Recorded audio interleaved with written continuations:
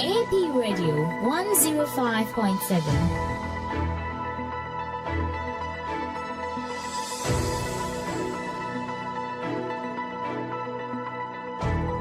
Action Power TV, the way of salvation.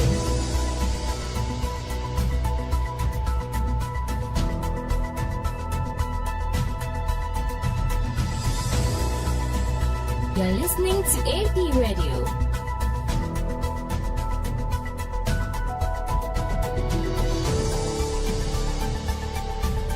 Action Power TV, the way of salvation.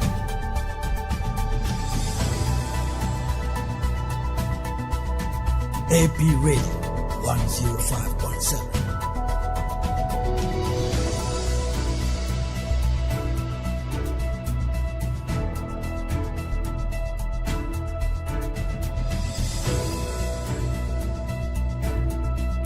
You're listening to AP Radio.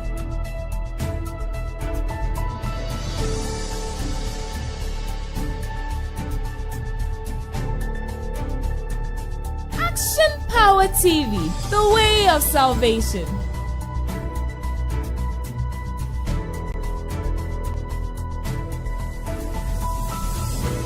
AP Radio 105.7.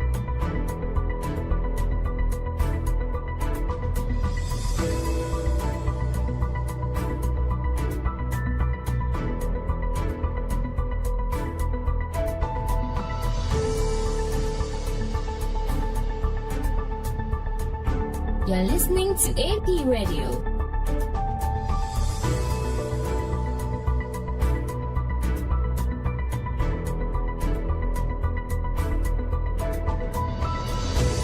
Action Power TV, the way of salvation.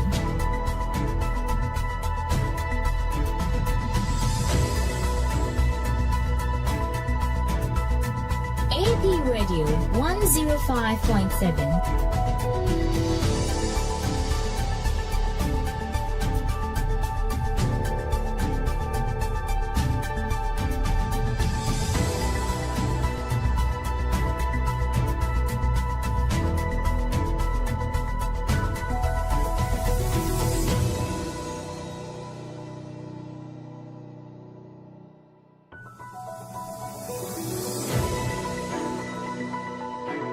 AP Radio 105.7.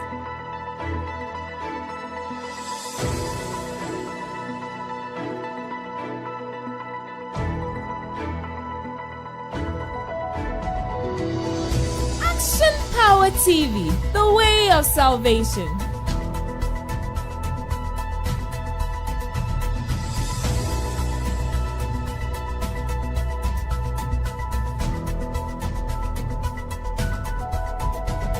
AP Radio 105.7.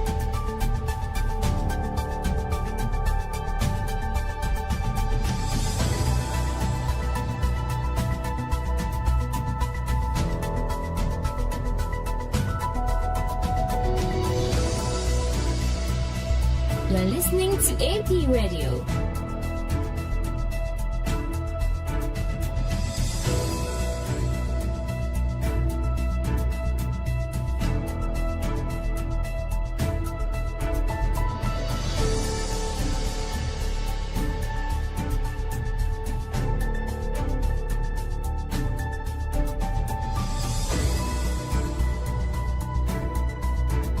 AP Radio 105.7.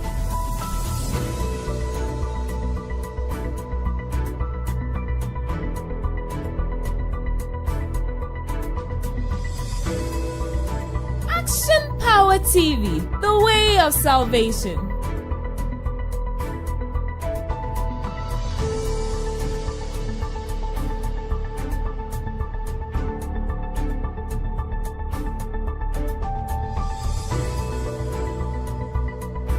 You're listening to AP Radio.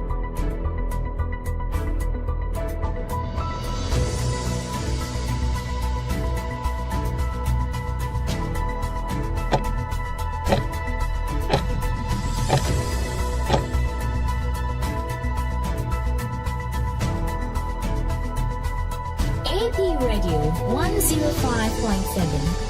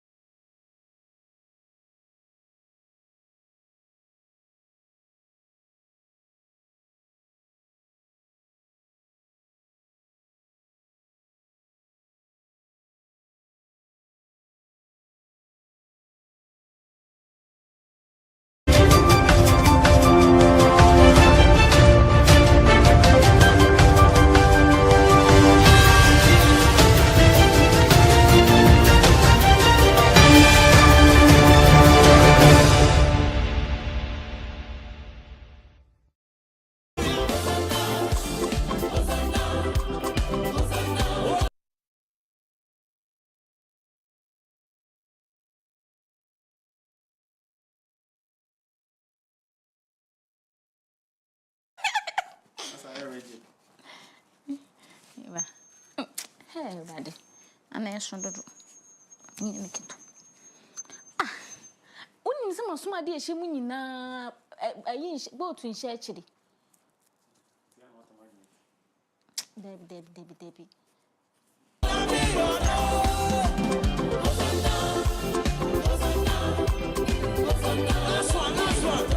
Last one.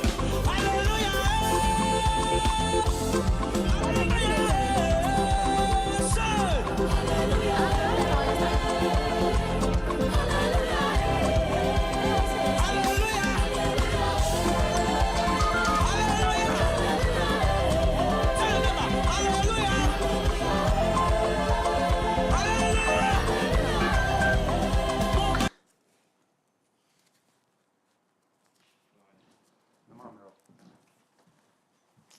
Brasimiro, eh?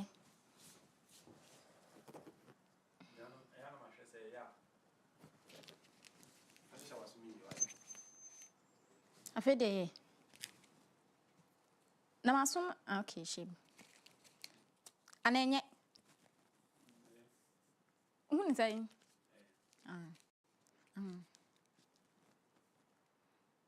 Or see, and yet,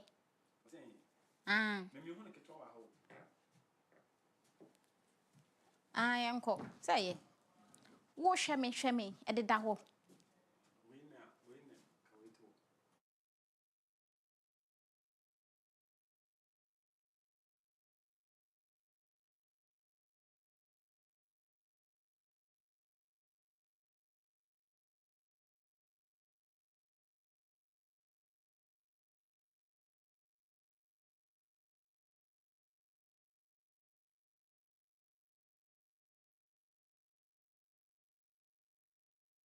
This program is sponsored by Kino Computers and Ella Rain Vesture.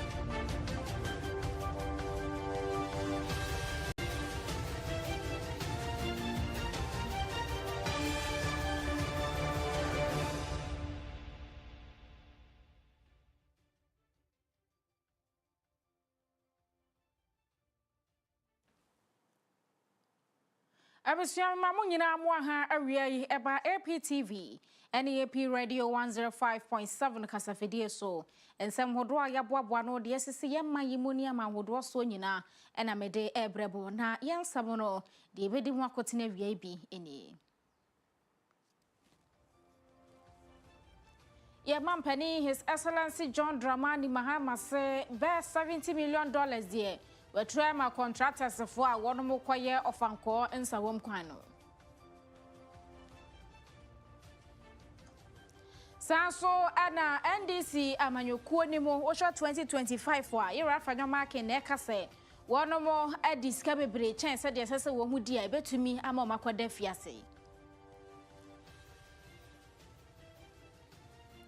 Sanso ana National Peace Council ana wono mo etu adisuafo fofa ensamo a ema esumu nchinyiwashiroma na homne so se wo mtwa mu hu firi hu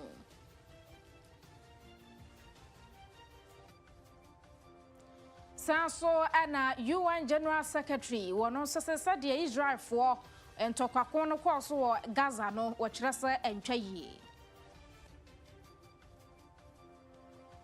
Afofro bika ye ho ene aboaboa no se dumienu bremu kase bo a medeva som wo yansam ne aboa no akogu news.apmediagh.com Sanso ne ye Facebook and YouTube ne ye APTVGH TikTok, Instagram, and X and Fidie no AP_media_GH abetumi and yedin kita ho. Mo for boss lady Afia Kyem Agyemang.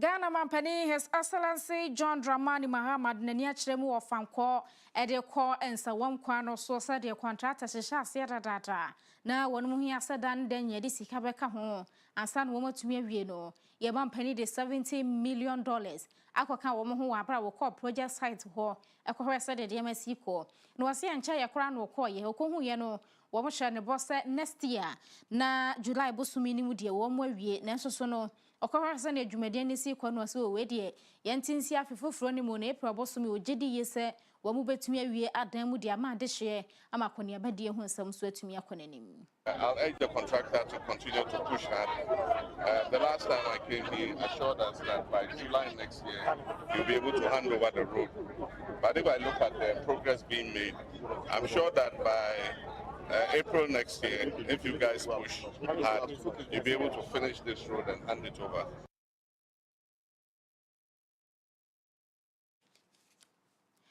Ghana Mampani, His Excellency John Dramani Mahama na desansa modwe nyina tujwa wabra ofanko eko ensawom kwan wokwe senesi ekro na edom kuma no wamoban Daniel no nyamfo Alexander fanyo market man muso ewo emrahye bedwafia wose 2025 budget no a NDC for beken kanchira ye wo 2025 imo no sika wo mtwetwa to wo kamia se obi ade ni sika ama na broso na wo kiremu a wadi kan abobofa pi na wayi ya wokan ho asam no eye okoye Mampani atena ye the presidency a ehon so mo di sika ama na broso e ma sika bia nanka esese wo mudi no 83 million no etumi atra so akwakodu 92 million na 9 million cedis na abeguso no wo kire sei wenyina se yade a amrahye bedwafie wo mo anyentum na sa 9 million ne beda so a ene na ebi mu nhwo mo hu ye NDC for esanse yade etiamra na ebetumi ama wo makwakoda fiase ma so twen kese enso akwa ama wo mo.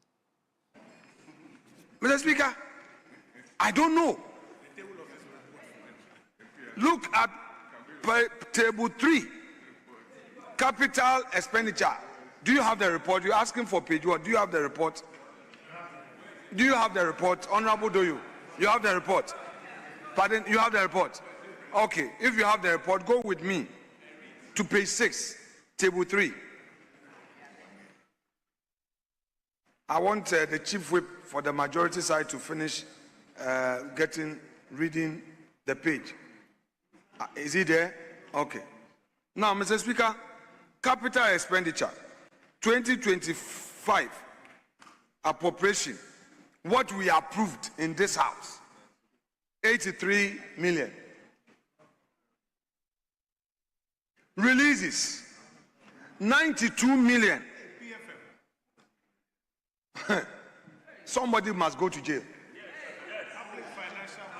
Then when you come and see actual expenditure, 92 million, variance, negative 9.4. Somebody must account for this 9.4 million. And this is not my report. This is not my report. And you are saying that releases are in excess of 111%. How can you spend what has not been approved by Parliament? Please, please, please. Era fanyo market ni abre wo sisi kasem ni opam chow. Se mudi sika no mane bro so sa no ana o man ni sika na ese mode gura topre no. Bibia so a esese emrahye bedwafo wo mo gitu mu asa na tumi aye dwuma. Enu sine nani abre pa. Na yento so lawyer Martin Pegbu na sentem ni ene nsam otwagu pa. Ene se oka wo mu atra petition akoma ye mampani hwe ni mu se Hira Kisia Jaben special prosecutor de dibre no mampani be Jeffrey nsam.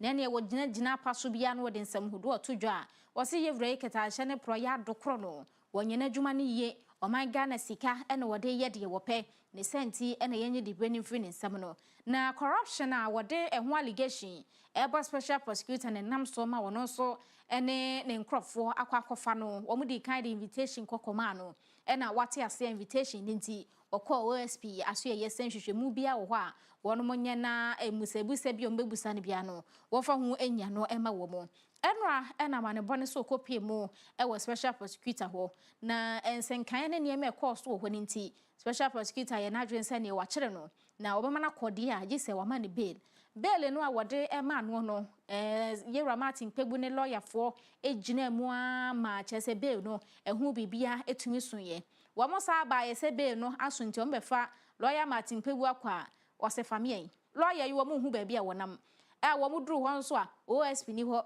ne nkrofo ne bi nsu ni ho kwa no mabusa se Martin Pegbu we no mafa nakọ chese wo mu hu no ena nam so ema Yera Pegbu lawyer ye friend no mercenaries bia wode nsem hodo todwa wo kire se de ye kwaso ne ntwaye eye emrana na mopesa mo ye na achewachew na ne ma so entumi nkoye sanse so ama obi bail na bail no atumi aso sese mo ma no kwan ema no kofie na emu mo baaye na ne nipa yi wo hu ne ba bia fa ne nkofie a na kire se bibi wo ho a enkoye. I will begin by saying that this is just an unnecessary show of power in the sense that we honored the OSC's invitation to help them in investigating allegations that Martin had made against the office.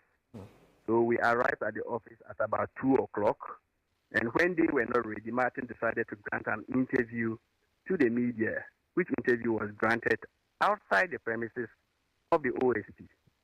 So he was done with his media interview, and then he returned to the premises of the OSC. It was at the entrance of the OSC that a police officer raised objection to Martin granting an interview. So Martin, in fact, challenged them on grounds that he had every right to grant such an interview, more particularly when it was not held within the premises of the OSC. The military officer who did not have a name tag on joined the police officer in the confrontation. So I was a bit of a distance away from where they were. So there were verbal exchanges. Martin then proceeded to where I was, and then we requested to make a formal complaint against the officers at the gate. And we were told that the complaint center was not available to take our complaint.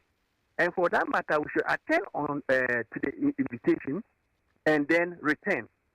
By which time they were very certain that the complaint center would be available to take our complaint.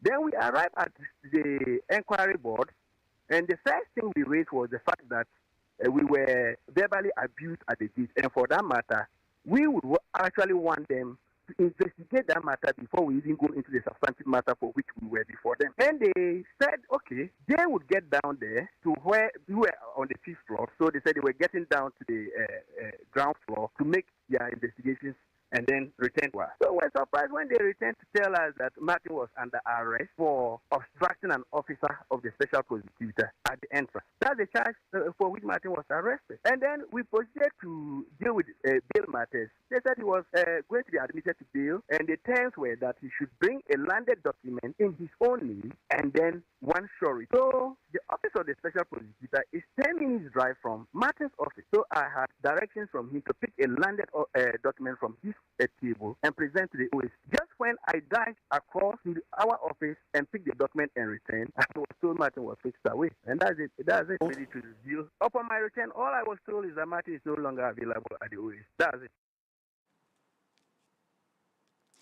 Lawyer Marcelinos Bia and I ne client and lawyer Martin Pegua OSP actually no na mama ne be no akoye bibia wie be fa no aka obaya unhu ne client eno ne nam so ma wode nsam udro nyina etumi atodwa ye koni partner ye munsam.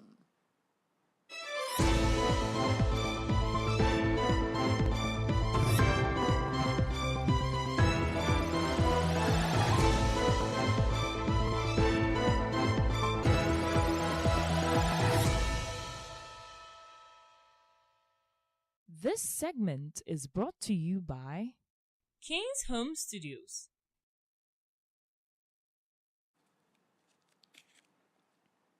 National Peace Council no say niema bia ma no hom no so ekoso ewo entoso suku ahodo mu a entwa ye efa esom ho obuo esom enu owo mu wo kire se som bi wo monyoma ye ena omudo amunuom ho ni no omudo mu yesai ena National Peace Council for kire se saade no se yanhwe nsia no a ebema na konanimu a kodru baabi na ese asomdwe hihim waso o man Ghana efrimi santini esumu asomdwe awo no mo a besisa brei enye nema janzi fo na mo ba bese no ne santi ena omodro omani echemu wo Christian Methodist School ye no ewo nkranya Peace Council for ekwakyerɛkyerɛ adesuafo wo ho se wo bia enhwɛ ema obi foforo som ehu hia no se ne ehu hia kwa na won kasa mfa ho ankasa mfa ho na so obekwa kwaka bibi bone afa ho de enye sa de sese ye en wasemre santini ewo nto so suku mu no Christopher Muslimi fo nyina akokohia mu a obi adi ne dwuma se de se eduru ne som so a wode ne ho hyemu se de fata na so so ne ya kwakoba ne se obi wosom emu a na som bi mu nipa se wo mpanani ma hwede ade ne de wose enye sa na sese eba no na de ogina National Peace Council na nemu de sansa mudo nyina to dwa no eye Madam Janet Kuma wono ena ye director edema capacity building ewo eku a won mo hwesa asomdue ebetumi agina. Religious intolerance is also gradually creeping into our schools in various forms. Some of them may even be issues of discipline.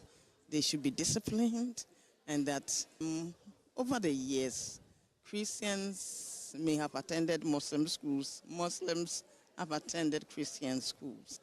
I pray that we can find that middle ground where we won't go to the extent where Christians are now fighting Muslims. We want to avoid. Madam Yatene kan wono so National Peace Council at watch rasade na ese ekoso e suku ahodro mu ne wose etumi yi force anseta dada nyina no a Christopher timi ko Muslim for school no won so timi ko a Christopher schools ni bia na somdwe wo ho so ne de esesa yesese etumi ehwesi ano na yenko ensen foforo mu ayi atwoma kwan wo mamensi ni mu ba bia fra no kranza ewo na Friends Eye Center ewo na adwumakuo yi a won mo hwe ani no Dr. Pani a woda no eye Dr. Oten Nana Kwadwo Jamfi wono na ekyerese esese yema ye na ye ntientia wa ya sabia fa ye ni ho wose da bia nkrofo do mani ho asem meba no na ese ohaw no ewo so na duru akire ba bia mo ye hwefa ho a enye yie na omo depa na ese nipa ye ni hia da nku ye ni a ye de hwe ho ani susu dumu a ba bia dum na senti na esese yema ani ekoho ensemi nyina da na wode tudwa ewa abra free screening ekoso ewo manso data no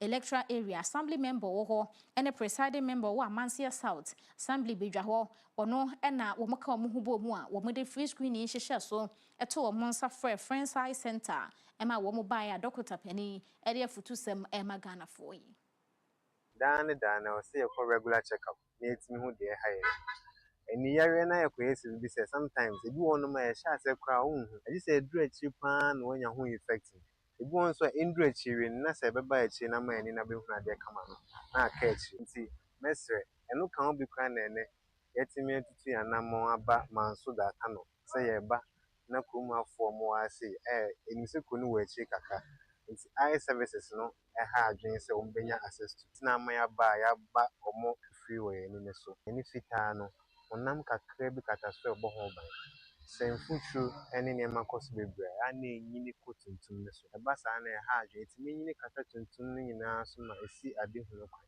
Nti first of all, medi kan asrɛ sɛ aban no bɛhwɛ ama ɛkwan na ɛwɔ ha no nyinaa atumi ayɛ sɛdeɛ ɛbɛyɛ mfuturo ne nneɛma a ɛkɔ nipa ani so no akɔ fam na ayɛ kamakama. Examination yɛ encouraging, but mehu sɛ dodoɔ naa nso wɔ yareɛ bi a yɛfrɛ no cataract a ne twam kasa yɛfrɛ no ɛtɛ. Ɛtɛ no nso yɛ yareɛ bi a ɛma ani ni fira deɛ, but ɛma adehunu no kɔ fam a yɛnhu biribi a ɛyɛ. Deɛ ɛyɛ ne sɛ ɛtɛ no ba w'ani no so a ɛyɛ ahwehwɛ bi wɔ w'ani nim ɛna emu no yɛ kusu a yɛka sɛ ɛta abɔ w'anim so. Sɛ yɛyi saa ahwehwɛ no firi hɔ na sɛ haw biara ni w'ani n'akyi a na yɛde ahwehwɛ foforɔ hyɛ w'ani no so a ɛwɔ sɛ wotumi hu adeɛ. But mehu bebree sɛ nnipa bebree wɔ ɛtɛ no a wɔdwene sɛ wɔn ani no fira a wɔn aka dɛm a yɛntumi nya ho hwee. Ba mɛsrɛ sɛ w'ani no te saa a wobɛba na yɛahwɛ ama wo na yɛayi ɛtɛ no afiri so na afei nso adehunu no aba kamakama paa. Sɛ wohyɛ wo phone so akyɛ ɛne sɛ wɔwɔ computer so kyɛ no, ɛno nso nya nsunsuansoɔ bebree wɔ yɛn ani no so. Ɛfiri sɛ wobie w'ani no akyɛ koraa mpo no, wohu sɛ sɛ wohwɛ phone so ne computer a wontan bɔ w'ani bebree. Nti ɛma adehunu no ɛba fam in a sense that wabie w'ani akyɛ no leave w'ani no dry. Nti ɛba saa no a ɛmma w'adehunu no ɛnkɔ nkan.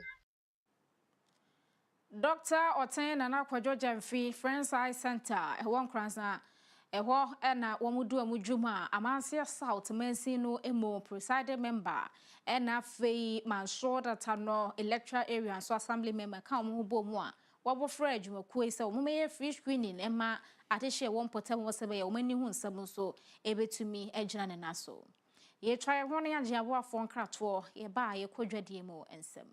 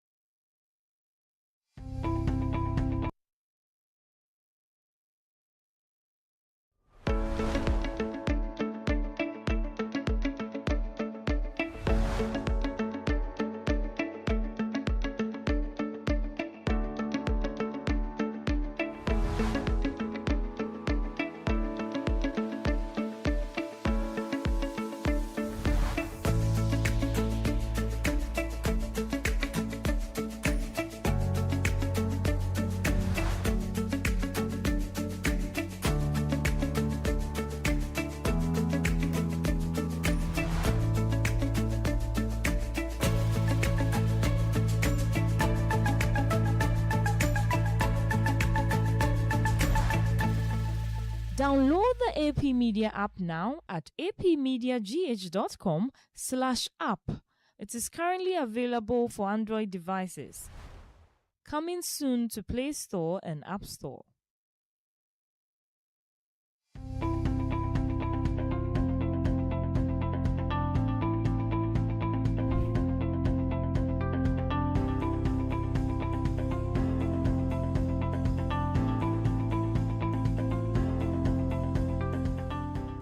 Hello there, I welcome you to Kino Computers, your one-stop shop with the perfect tech solution. At Kino Computers, we give you the best deals on quality laptops, phones, and accessories. Whether you're looking for a high-performance laptop for work, a reliable phone for staying connected, or the latest accessories like M.2, SSD, wireless mounts, ergonomic keyboard, and USB adapters to boost your productivity, we've got you covered. We also provide expert repair services as well as nationwide delivery on all our products. Visit us at Adum on the ground floor of the Abanaba Plaza near the Relish Health Shop for unbeatable prices and exceptional service. For more information, call us on 0248 137672.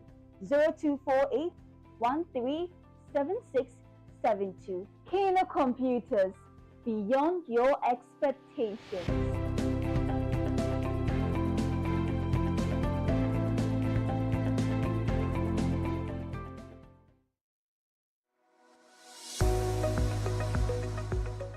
Dr. Kukudazi has written a very informative book called How Demons Operate. This revelational piece exposes all the deep secrets about demons to set you free from their evil clutches. You can purchase the book online on Amazon.com and Bol.com, or also grab a copy from Continental Supermarket at Ayediase or the Kyem Shell Shop in Kumasi.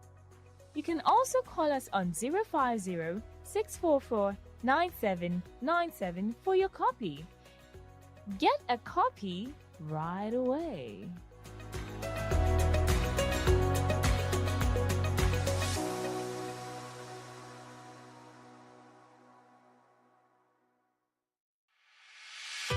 For desktops, UPS, toners, and printers galore, Pogbell Enterprise has got it all, from CCTV cameras to office chairs that keep you in style at affordable prices that will make you smile. For schools, businesses, and individuals alike, we have what you will surely like. Contact us on 0245 099 786, 0245 099 786. Pogbell Enterprise. Shop with ease.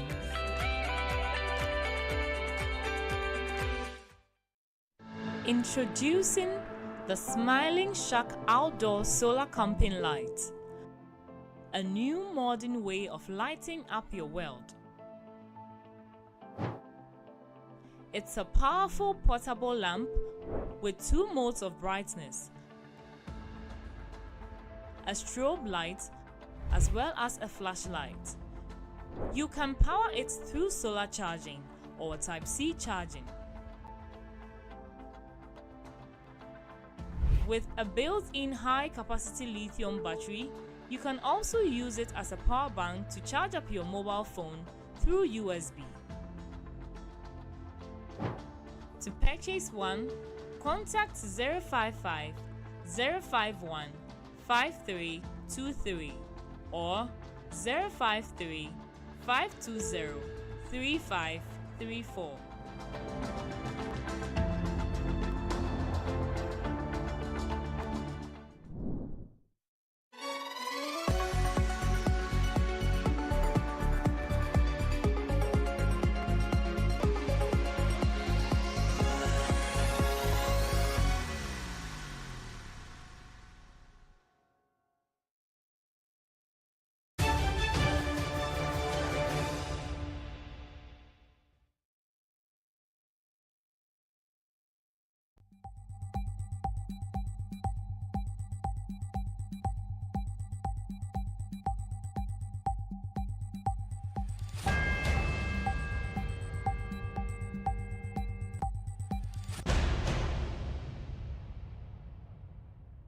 This segment is brought to you by Tizo Aluwex.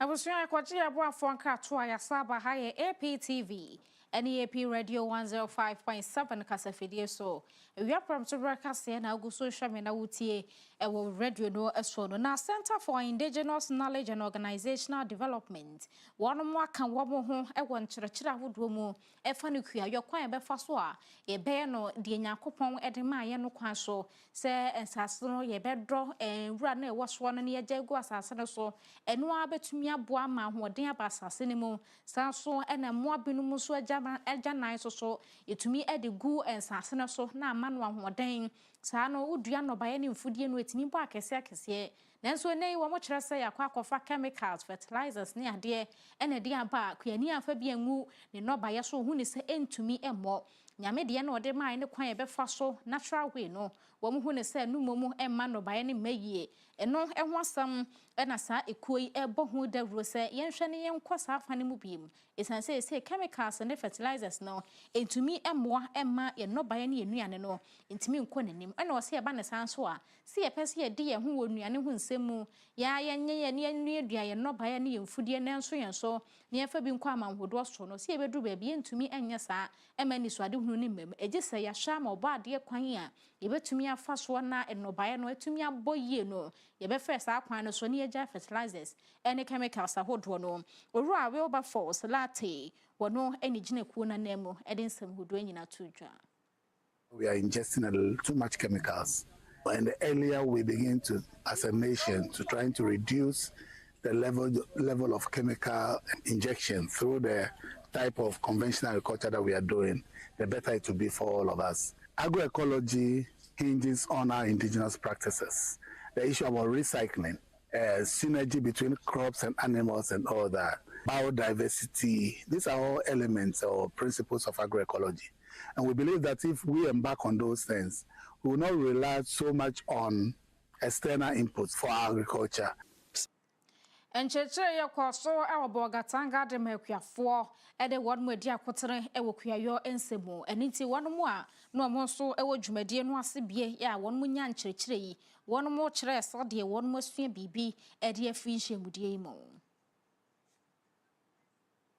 It is important that the assemblies go a step further to allocate funds for agroecology.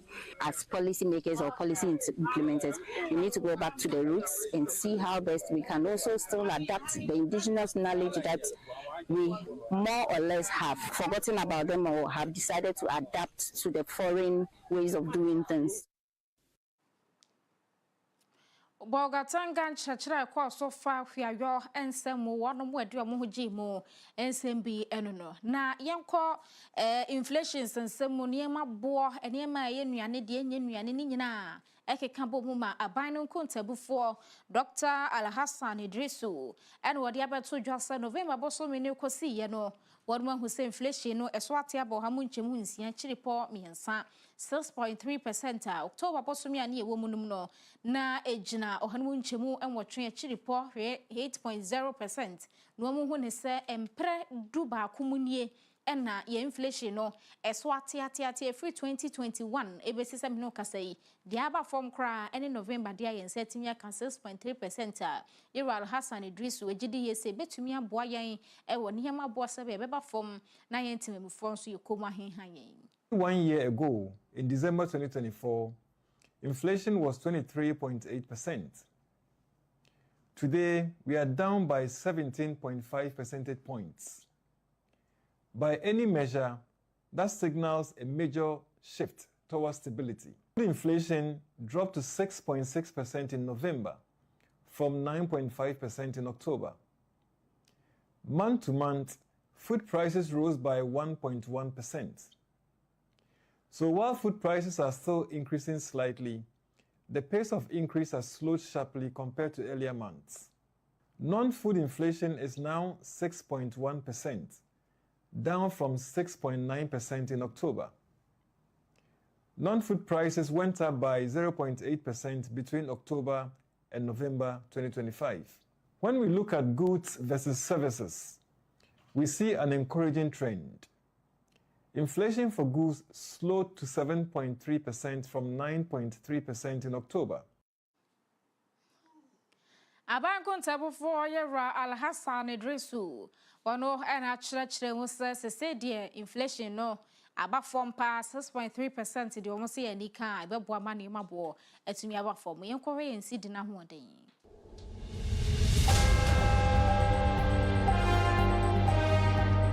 America dollar no se ejina 11 cedis 36 pesos so kopɛ bi ato asanso ena wodi free dollar no ba ye di mu ani so gina 11 cedis 37 pesos. Yeshwa euro no a ejina 13 cedis 25 pesos okopa se okope bia to asaso na wodi free euro no ba ye di mu a eno so ejina 13 cedis 26 pesos. Pound no ejina 15 cedis 15 pesos okope bia to asaso na wodi free pound no ba ye di mu eno so ejina 15 cedis 16 pesos. Hey, yet is in our train media as a dollar no Dwania na edwane we say yensi de no na hoden ewo amanhodro bi esika nim ni. Ye ko amanhodro so ensem.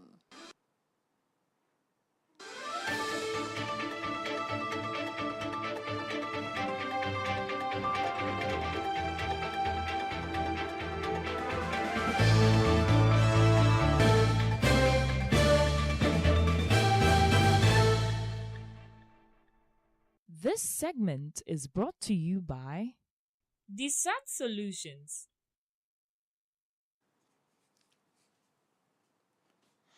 UN General Secretary Antonio Guterres na ensentwerefo nya no no mo ne ba komo efa Israel for ene Hamas for enchenyu ahyew no ene wa mubu sasenti ntokwa no se na esi kwaye no mo hu ne se ewiase nyina emra da ho ewo ekun mu no won mabusu ana ena ye wura kire se ohwese ne nneema si kokwaye no tihu se Israel for ekwan mo fa so a won mo edi omudwuma wo kun ni mu no ate se wo kwan bode so esanse ewiase nyina beji atum se mo se Hamas fo etete mo ye nneema ensen fatantina mo mamo hom ne so ewo Hamas fo so nenso ekwa wiase ye ne yera Guterres asa na mo de mani akwa akosi Gaza fo so mom mo nya hwi no ena mo kunkum wo mo ma baabi e wo mo te mo pansam ne saa ewa bra ensesen ke ba ne saa enti ohun ne se okon ne de asa Israel fo ma ne firi kwan no so ekwan ya na nka mo se Hamas fo enye eku atua tedom a mo pese mo tu o mo so sa na afa di akwa akoda ne hwe baabi foforo eni nto mo busa se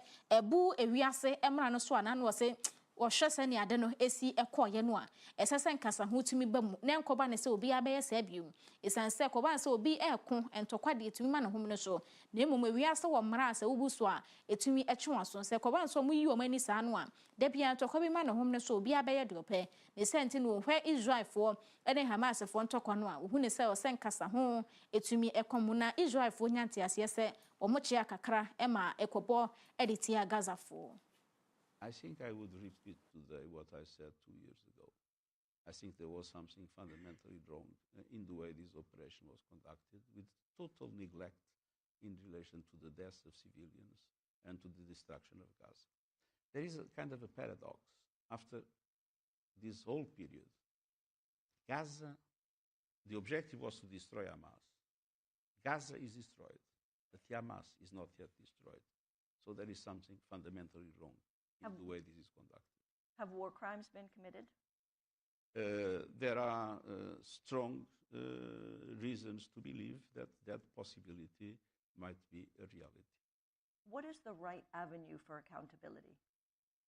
I think the right avenue for accountability is, of course, the use of the international justice system. I mean, you have the ICJ, you have the ICC. Not recognized. Not recognized, it's true. But I do believe that it is important that the world has courts that represent the international community as a whole. The ICJ represents the international community as a whole. There is no doubt about it. The ICC has the difficulties that we all know. But I have confidence in what the ICJ is doing. I think they have been very clear in relation to what has happened in Gaza and in relation to what Israel is supposed to do. Now things have changed. And I have to say,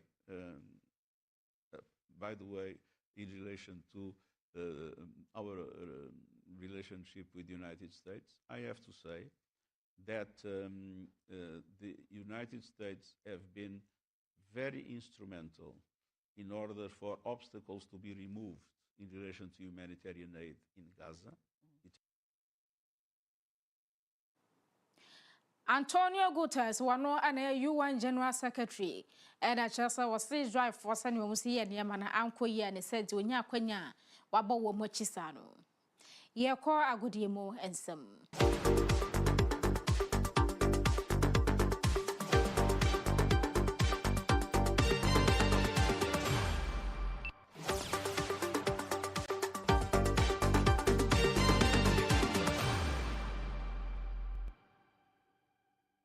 This segment is brought to you by Pogbell Enterprise.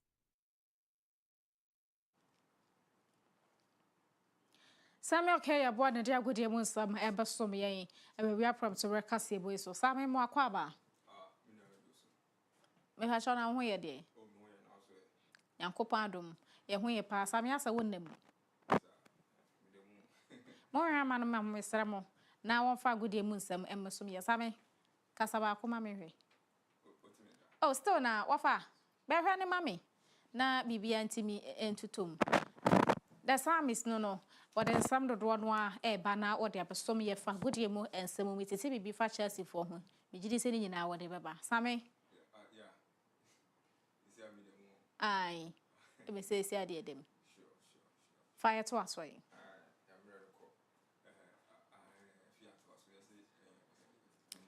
Hey. Ade asemi. Yankrasa yebetumi enya same na ne bibia tutom sepe a obetumi ede agodie mu nsem abesom yen ewa wi apram to bre kase boyi eso yase ya sha Chelsea for ama say wo mani atete ti sabe de wo gaboache ene ma nheda enkoyie e ma ne se basa na ne nani asoko be nim Chelsea ni bia wo ha de na so so gaboache e ba ne say ya ne chese ene ma timi nkoyie same yen hwese se ya tomu a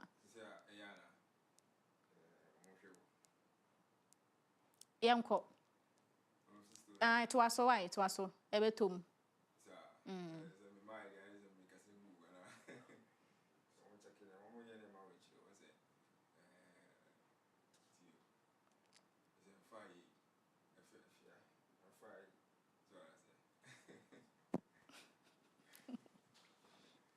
Yes, as a never did them.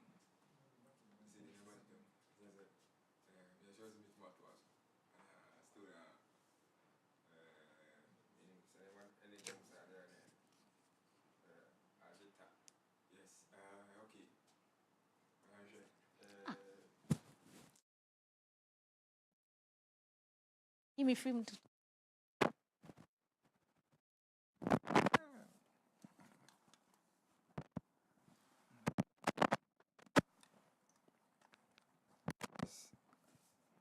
Okay, this is Afia demo. Okay, this is Agyemang the demo. Yes, a good day, Muslim. The Mufanche. Yes, Nema 102 bina. Aye, Idi amages to some okay, boy. Yes, a measure say Afia boxing and Toka, I could trukubo, and home and Semuna. A bright friend Terence Air Crawford, or American air boxer. Penny 4. Agyemang title back from the WBC. Almost say over unpaid sanction fees. That is Tokwa or corn last year on Israel. Mahmoud was a Madrimov, yes, a Russian boxer. And Afia this year only a branch of friend Saul Canelo Alvarez in Tokwane course. No, Penny Force Sikana was with Tia and Sana Tokwana Basono. O Mashana, a branch and I say Untia. It's WBC for Netnas and almost no. Abrante no ne belt bakwa okura no empanifo se da bi o ma Jeffrey ni se misan se wontumi meye ade nyamra nsem sa se o no obegiska ma organize fighter obegiska she ho no ne tua sanction fees a o de o se da bi wontumi 20 empanifo tena se no a December 30 a na the BBC for empanifo stripping off the BBC intercontinental title no na boxing sense mu na 20th December, I didn't come once and say UK for top rank for Bebaha. The hen, yes, on any man, no matter organize a boxing bout to be ha. Nanuna, I yanka Seaman Penny, His Excellency John Dramani, Mahama, yes, Neba, on Wankasa Neba, Bako, a friend is Sharaf Mahama, and on the Oka and Penny for now, the boxing, you know, or the video via Babontia, or Chile why are you ready? Yes, why crowd at the train 20th December. The way we see to tunes out there. I'm only hearing na Sharaf Mahama, a man penny about the video in the city.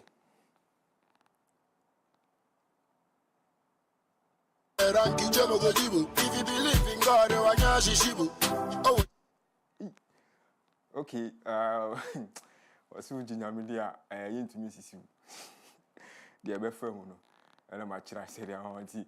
Yanka say man penny ba Sharaf Mahama and I hear na omo he with evidence to television so do mu the actions no when a friend is sparring nyese wo ko obi gina ho ade hye ne nsa no so to boom friend expiring na say sa na ekoso ho why ready for 20th December ma me movie on na me nko association football na enra Ghana FA Cup MTN FA Cup matches no on say do round of 64 prelims no na match back we course one crime pumpuni mantem Pobi Mine House of Folk for training complex on mo and between Glorious Accra House of Folk anything my friend True Life football clubs and I say True Life FC na match ni ko we na True Life for no etimi a phobia for no e ka back wa has for and to me anti sa e ka no and I say last year finalist no say last year has to be called finals against Kotoko na Kotoko Jifri ni sem no na say Afia dey has intimi progress kra enko nim first stage na no True Life for no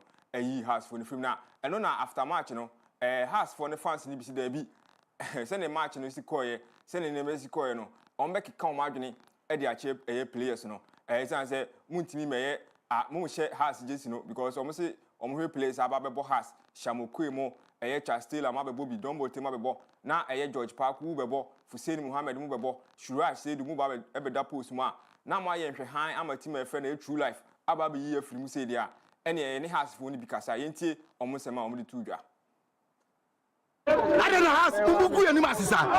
What you know, I'm saying, me problem in Mobia. Me say FA Cup, Africa, and a league of Africa.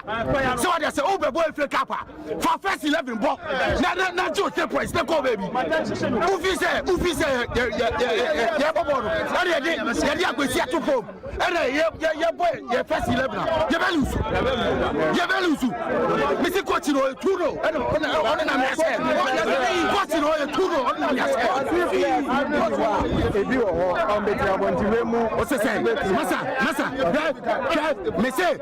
Obia ni Mr. Lake Africa and FA Cup Africa. So what I said, bon first 11. So plus you do about here. I feel you move me. Nyasa bene o sabita fraction. Nyasa bene. So what I said, me say enough is enough of all those bullshit. Ugu ni ma say do. Ugu ni ma say has. They be able to say you go catch them for the Mumbai Stadium. See stadium, you buy. Where do you ever say? Where do you ever say? Come on. Say coach, you know, the first 11 now what they are banana and yeah, players no so sa. Players no so sa. Who got big a club like True Life? Oh, money Auroras and they the same thing. Let's say we move. I what to do. Mas ana House of Folk now when who was one say. What's the House of Folk senior team? The Continental Club Masters Jesse. No one be now only True Life second division team. And can we say money Auroras na play. Na coach na can just for ball. Coach na can now. Masa, the woman to be on my coaching ni mukwe was all winning. The woman to be on coaching ni mukwe was all winning. The players no on make come league and I so. FA Cup so second division team so and so ya EF. Run of system for. Mafo bora 16 na home. Run 8 na home. By semi final na home. Final na home. Adey. House of Folk boni bene aye. Boni bene aye. Coach no was hard too much. What's the coach na there? Wow, bo. Adey na ka coach wow, bo. The tactical play and the tactical play and what ni fi. And I was fighting. Messi wow, bo. Second division team. Better class. Yeah, who's who here? What for coaching course? For Florida. Me a captain for me coaching team. I swear. For a carpenter. Me a carpenter but not a coach. Who coaching team? Me Maboko. I ain't know what I'm saying. What one yeah, would some black coaches. Yeah, who tactical play. But where the most wide one what's the most there? The most west Zuku after any time there has the boy and pick up I be at a time ago Nani FC and they had to put film and then so True Life as I'm saying you maybe a film I didn't competent coach my competent coach man because omudi football dia go aye we do me say we a coach we are international coach or we are national coach you bet back for blaster why you underrating life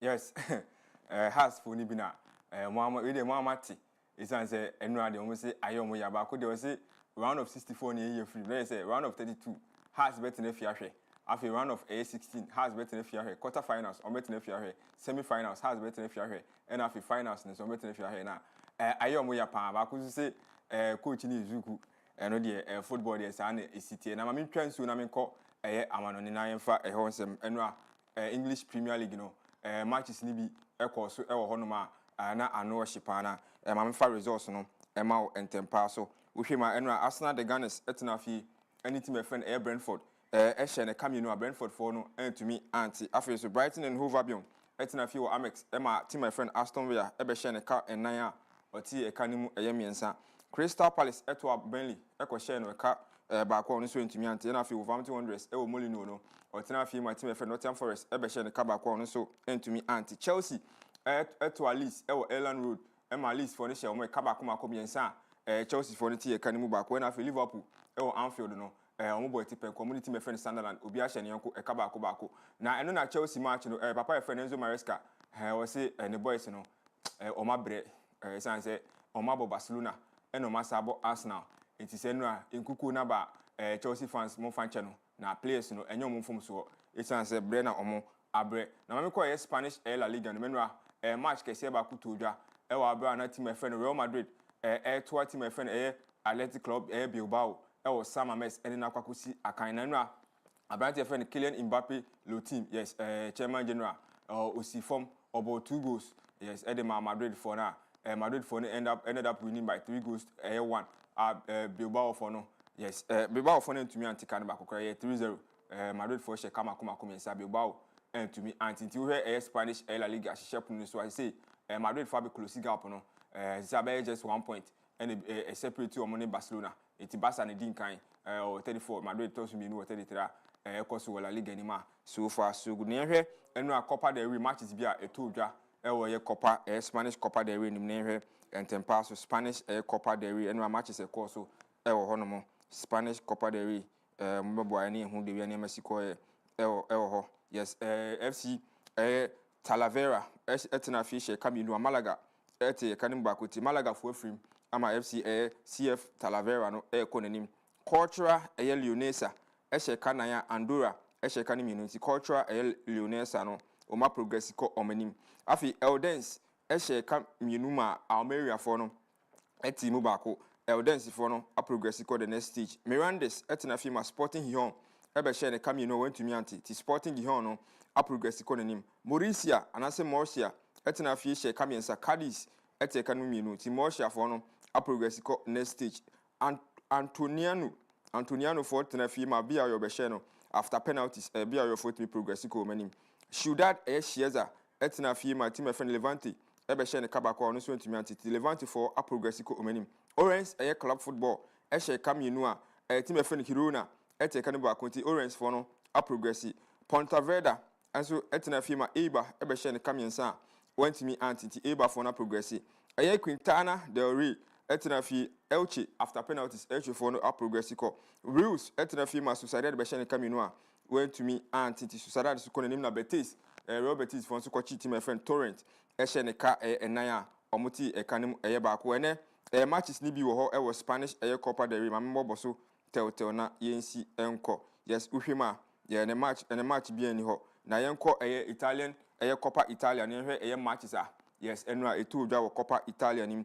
enwa huge matches ekọ so Italy Copa Italia na mamefa ehon results entu dwa Atalanta etina fi wo Givis share kanaya Genoa entumi anti Atalanta for progress ko the next stage of the competition afi Napoli share kaminu after penalties eno mutimi yi Cagliari for no if na yeti penku 1-1 eno call penalties Napoli for ni timi din kunim Inter Milan etina fi share kama enuma team my friend Venezia for no eti kanimu ba ko a sana ko yenene Oko Coppa Italia fixtures 1 or 2 matches because so team my friend AC Milan and Lazio. Yes, ebebo ewo a big match is answer over the weekend.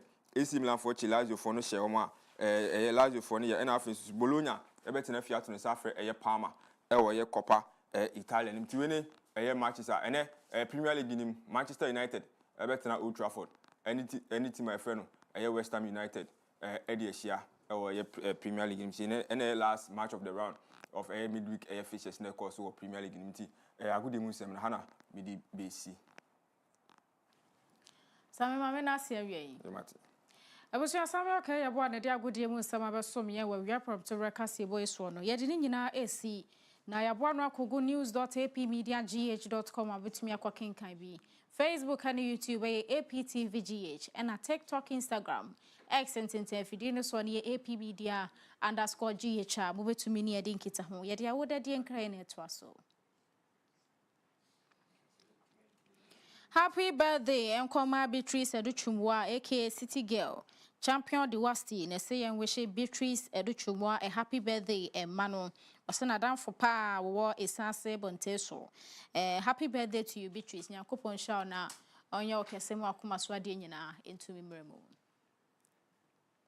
No me sake poku ne na beja for the AP Sports and the baba so montino wajebre no to me ahwebi e wo TV so na fe watie bi wo radio de so. Medin ene boss lady Afia Kyem Agyemang damase ema momo ene hwe eniti.